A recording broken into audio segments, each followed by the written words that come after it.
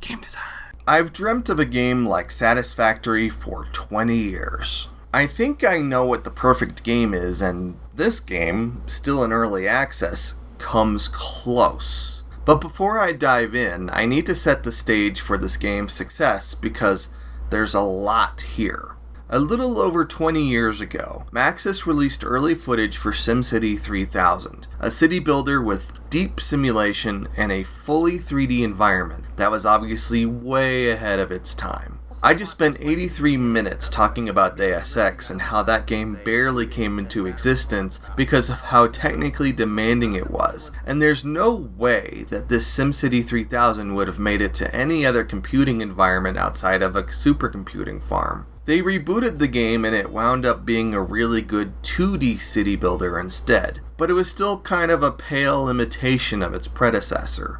As 3D became easier and easier to come by in PC games, I dreamt of taking all of my favorite PC games and turning them into something that could be played from the first-person perspective. I won't give away all of my perfect game pitches. They canceled the first-person XCOM in the late 90s too. But I dreamt of an MMO in which you built a city from the first person with thousands of other players. All the roads had to be paved with material that had to be mined and processed or imported from neighbor cities. Real estate had to be bought, buildings had to be planned, materials had to be staged, on and on.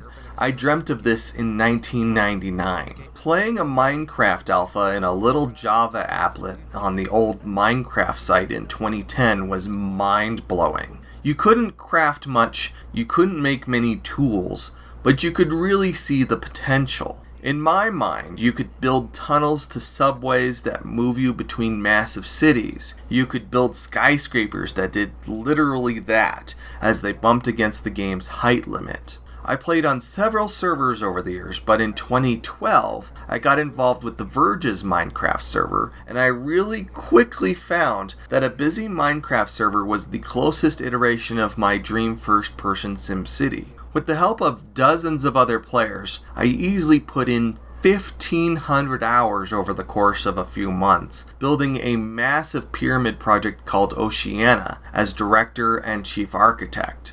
I wrote weekly columns at Flesh Eating Zipper about our progress, and I put them in the description below. It was an immense accomplishment, and we only really built the superstructure, outer casing, and a few spaces internally. The project was getting so large that it was killing the server and our Java clients at the same time. And then The Verge reset their server, and it all went away anyway. I'm glad fellow miner Scipio was able to get this footage before it vanished, because I've only got a small vault of screenshots. Even though Minecraft is one of my favorite games of all time, and I had an absolute joy creating Oceania, its biggest fault, beyond being built on a shaky Java core back then, was the fact that you could mine and build, but nothing ultimately mattered. You can build a dozen essential blocks and a nether portal, and you can experiment with redstone to your heart's desire, but in the end, nothing you build has much importance. You can build towers, you can build giant pyramids, but it doesn't actually affect the game or unlock progression milestones or anything. There's little in the way of interdependence or automation. You're not building towards some greater game goal. You kinda just play until you're bored. Or you beat the Ender Dragon, I guess. I never did that. That's not what I was there for. Enter Factorio.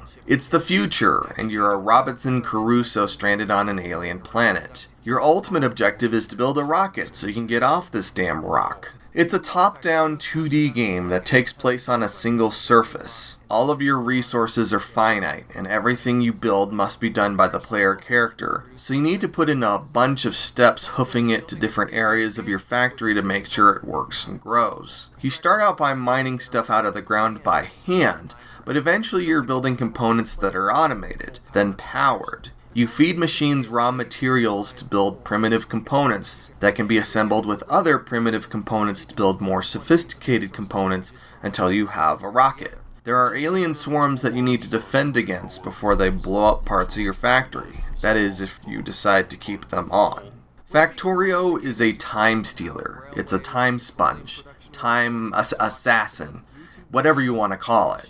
I've never left the planet because I knew building that rocket would just consume my life. In the 4 years since I made a video about it, I've been tempted to revisit it several times, but I know how powerful its spell is. I believe I'm kindred spirits with Giant Bomb's Vinny Caravella because he sold me on Factorio, and then, years later, Satisfactory and Hard Space Shipbreakers, a game I'll be making a separate video for. So, Satisfactory. Take the first-person Minecraft, combine it with the factory building mechanics of Factorio, and you have devised a potent formula to completely destroy my life. You play an employee for a large, faceless corporation called Fixit. Similar to your drop pod entry from Halo 3 ODST or Titanfall 2, you land on a selected world and get to work. You start out by mining stuff out of the ground by hand, but eventually you're building components that are automated, then powered. You feed machines raw materials to build primitive components that can be assembled with other primitive components to make more sophisticated components until you build, well,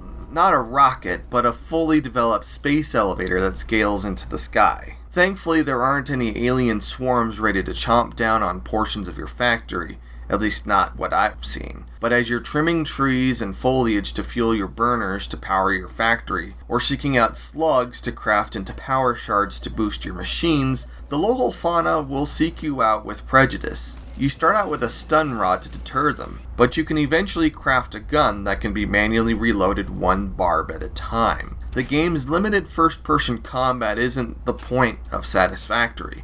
Building a complex self-assembly infrastructure is. Scattered across the map are infinite resource pits that you need to mine from that work similarly to how they operate in Rise of Nations, although you now have machines instead of people. As the game progresses, you need more and different kinds of resources. You need to build miners on each of these sites, and if you want to automate the process, you have to stretch power lines all the way out there, and then find a way to convey the resources all the way back. You have a central hub where you take care of business, unlock tech tiers that unlock new materials, parts, and processes, while making sure the entire factory is powered. If this all seems overwhelming, I want to let you know that Satisfactory has an excellent tutorial to guide you through the first critical hours of this game. Since all the subsequent hours really just layer on top of that, you get the hang of it pretty quick. The planet I landed on doesn't quite have the space one would need to build a sprawling single-level factory, like you would in the endless fields of Factorio. But you do gain the advantage of verticality. Early on, you get to construct concrete, which will allow you to construct, well, structures. After experimenting with how much vertical space my factory floors needed, I began building a vertical factory with 5 different levels, shuttling resources and components between those levels to do all the stuff I mentioned earlier. I haven't found a height ceiling yet, which means I'm going to be really sloppy until I do. These foundations enable the game's freestyle grid system that allows for tidy organization that's both sensical and more flexible than Factorio's, which sometimes becomes a compact Sudoku puzzle of conveyor belts and machines. Making your factory more efficient is a huge component of the gameplay loop. Starting out, you'll place your large robotic machines and supply lines all willy-nilly just to get production going on important components. But as you begin to build a more formal space, you'll start paying attention to the physical dimensions of the space. If you're wondering why you're rarely building 4th level components, you'll need to take a step back and inspect the facilities that are building the 3rd level components. Oh, it's a mess. These supply lines here are a mess. The assembler can't get enough components. So what's going on at my 2nd level components? Oh, I can't build enough 1st level components to build those 2nd level components. So I need to build a 2nd constructor to build more of that part. It goes on and on and on. As you become more knowledgeable about how to build a more efficient factory, the temptation is strong to restart the game and implement that knowledge, something I did at least once in Factorio. The thing is, even though it can be difficult, it's still easier to rebuild your floor than restart every time you run into an issue. I've put almost 30 hours into this game, and I'm not even halfway up the tech ladder, and I have plenty to learn about and improve. Once you appreciate this loop of build, improve, and unlock, You now have a ladder of gameplay from which you can never escape. Great! You can now produce enough iron rods to build enough screws to build reinforced iron plates to the extent that there are no bottlenecks. Take those reinforced iron plates to get the next big tech upgrade. Oh, now I can build coal generators to produce consistent power, so I'm not scouring this alien countryside every hour or two to make enough biomass to fuel the half-dozen biomass burners I built to keep the factory going. I now need a place to mine coal from and a source of water to get the coal generators going. But to do that, I need to get my copper line to start building copper sheets so I can build the copper pipes. I need to get the water going out of a nearby pond and funnel it across a valley to the coal generator. Oh, and that coal source? It's on a floating island. How am I going to get up there?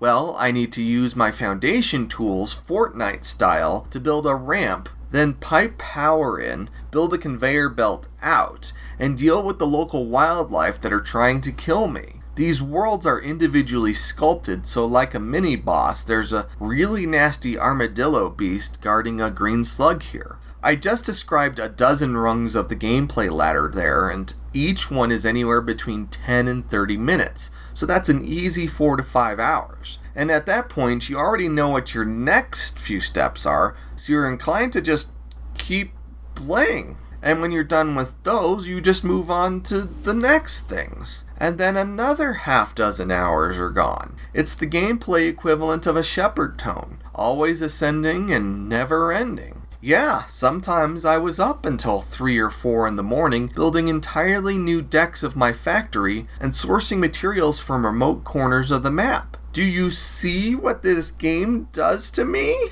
Everything you do has 3 prerequisites, but has 3 rewards. And when you see the results of your work, the game delivers a straight shot of dopamine to your hippocampus. I think that's where dopamine goes. Frontal cortex, you know, brain stuff. Satisfactory is one of those rare games you daydream about when you're not playing it.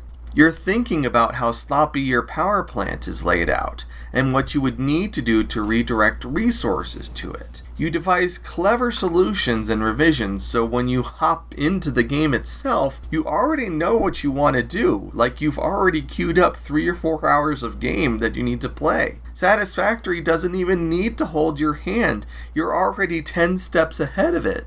Satisfactory is a brilliant game that I can thankfully tear myself away from, but there are some things that Factorio does that I wish this game did. You see, here, all materials are piped directly from each machine to another on a one-to-one basis. Factorio works differently by forcing you to create robotic arms, pick items off conveyor belts to feed machines. This means in Factorio you can have multiple products on the same conveyor belt, and the robots can pull off the resources that they need. It would be great if you could find a way to intelligently sort out specific components through the conveyor splitters and mergers into their own independent lines. This would make storage a whole lot easier. Now, imagine there was a game like this, but it was a city builder, and you could play with hundreds of other people. I mean, Satisfactory has multiplayer, but I am deathly afraid of what it'll do to me. I may never eat again. You know what? I can't keep talking about this game. You need to play it. You just need to. I don't have a problem. I can stop at any time. Just a few more reinforced iron plates, and then I can build my power station. No big deal. I can get it done pretty quick. No problems. Just playing I can stop anytime. Hi everybody. Are you playing Satisfactory? Have you played Factorio? Because those games, I mean, you just watch the video. They're amazing, and I would never stop playing them if I were in some sort of like VR basement or something with like Soylent piping into my stomach at all times and all the other accoutrements that come with that. Anyway, I totally forgot to do it last video, but I want to thank my patrons at Patreon for supporting the Nth Review. And if you want to have a few dollars that you want to throw at making just more high quality videos like this, link in the description, of course. You already know to like and subscribe. I'm getting crap out of my eye. What the hell am I doing? Uh, hit that notification bell. You've already heard all this stuff, all the algorithm, things like that. Don't forget the conversation continues on Twitter and Facebook and Discuss. Just kidding. Discuss doesn't even exist anymore. I don't think. But Discord, that's what I was trying to get at. Discord and Reddit. All four of those places. I'm sure it takes place in other places too. So, all that said, hey, I'll see you next time.